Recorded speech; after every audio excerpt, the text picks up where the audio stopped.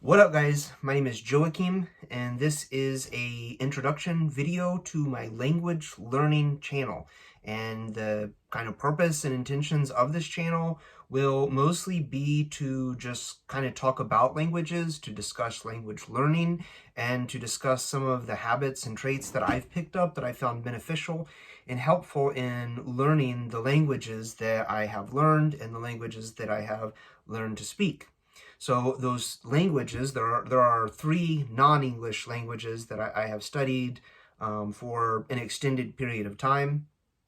And those languages include Hebrew, Greek is the most recent one, and then also Spanish.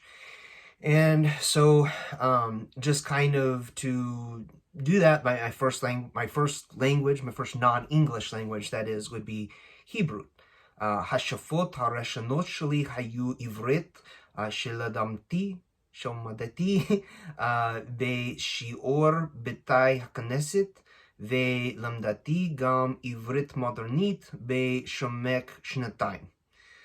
So Hebrew was one of my very first languages that I studied, and I studied Hebrew for I started in synagogue is what I said.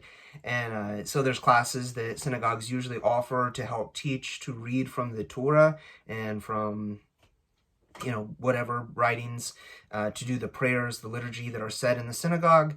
And then I also went on and studied modern Hebrew for 2 years. So my experience was that very little meaning, very little actual comprehension was involved in the study of the Torah and things like that. So I would read that in English and then learn that. Obviously, as you can tell by the cross, the crucifix that I have on my neck, the Orthodox cross, it isn't Orthodox cross. I'm an Orthodox Christian. That did not remain. So that kind of brings me to the second language that I have.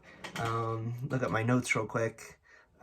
So the second language that I've studied was Greek, and that's the most recent.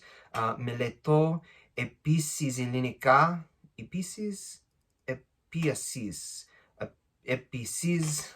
ελληνικά για 7 μήνες, σχεδόν 8, και αυτή είναι εστίασή μου στη μαθητή αυτή τη στιγμή. There's a lot of E's involved in that.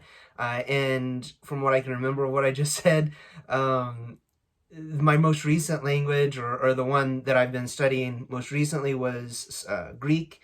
And I've only studied for 7 months, almost 8. So σχεδόν 8 was almost 8 months now. And so that one's pretty recent. I haven't really spent a lot of time with it. And it's what my focus is, and probably what my focus will continue to be for quite a number of years going into the future, because one of the reasons that I'd wanted to study it was in English, we only have about 25% of the writings of the church fathers, those people that were disciples of the disciples. So you read a lot in the Gospels about the 12 apostles, the 12. It kind of distinguishes them from the rest of the apostles, the rest of the disciples. So there's the disciples, which are many, the multitudes that follow Jesus, and then there are the 12.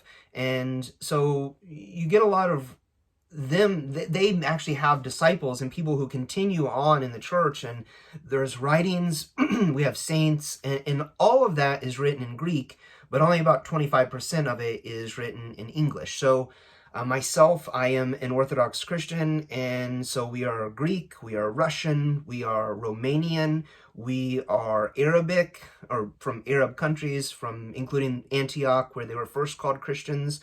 The Antiochian Orthodox Church is a very predominant church in America too. They're obviously here as well. We're Egyptian. The Church of Alexandria, the Alexandrian Orthodox Church. So there's all these people from different languages, different tongues, and many of them have 100% of the church fathers, the canons, all of the information about historical Christianity from the time of the apostles all the way till today in their languages. But in English, we're a very Protestant country, and we kind of shun history because Protestants weren't part of history. Protestants are kind of a modern new religion kind of thing. So, the writings of the church don't exist in our language. So that's kind of unfortunate, but so I just chose Greek as the one that I liked, that I chose to learn. I could have learned any others, and I probably will try to learn them because I go to church with those people, and I want to know more about them and about their language. And then the last language that I'll mention was one of the first languages that I learned conversationally, I guess, and that was in high school when I was freshman, sophomore, junior in my high school. I studied Spanish like many people. So en la escuela secundaria estudié español durante 3 años. Y también trabajé con personas de habla España, donde traté de hablar con ellos también.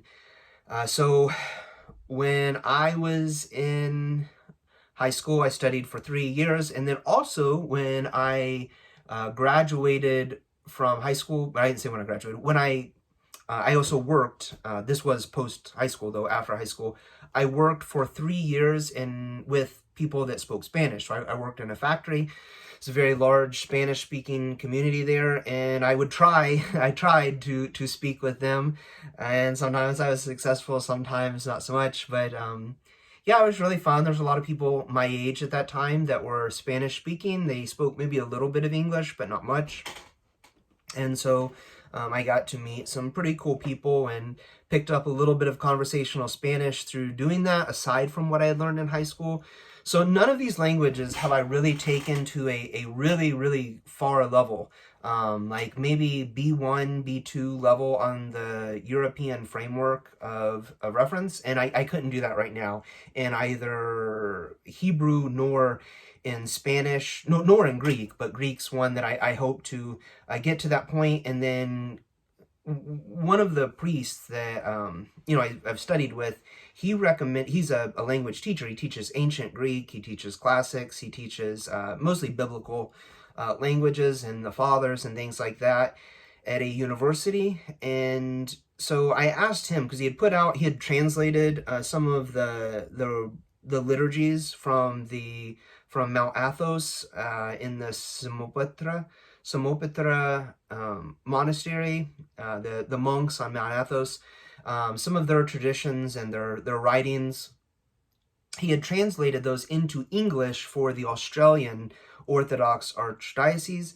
And so I asked him, what would you recommend for somebody that is really trying to learn to speak Greek? Would you start with like the modern Greek or whatever? And he said, yeah, that was a really good way to go to learn modern Greek, and then think of language as like being beads on a thread. So if we look at today's modern bead, it's one thread of language. And as you go back in time, you go back to the Byzantine period, and that's a bead on the thread. You go back to the Koine, the New Testament area, and that's a bead on a thread. And so you're going to go through these periods, and it's all one thread though. So if you follow the thread back, it makes it a really nice kind of easy transition to learn to speak these languages. And so that's kind of my goal right now. And this whole channel will be dedicated to sharing my process and how I've done that, what things I've done to learn languages and tips and tricks and things like that. A lot of this comes from my own listening to language learners. So, I listen to really a lot of people. Luca Lamperiano, I don't remember. He's Italian. He does a lot of really great videos in English for language learners and people interested in learning languages, and I've enjoyed and benefited from those. Matt vs. Japan, Days of French and Swedish, I think. And, there's a lot of newer people that I wish I could remember their names off the top of my head. There's a young girl that does videos. I usually watch her. She puts them out a few times a week. I wish I could remember her name, though. I'm drawing a blank on everyone right now. I always start my videos, because I have several other channels, what up, guys? This is Joachim, and I feel like a lot of people don't do that, and then I don't learn their names because I don't hear it regularly. But yeah, so I don't know how many videos I'll make, but I've taken each of those people's recommendations and kind of developed from those my own unique ideas and things that I have been beneficial at certain time periods for me, and I'll be sharing those with you, and maybe you'll benefit from them as well. Anyways, you guys take it easy, and I will talk to you in an upcoming video.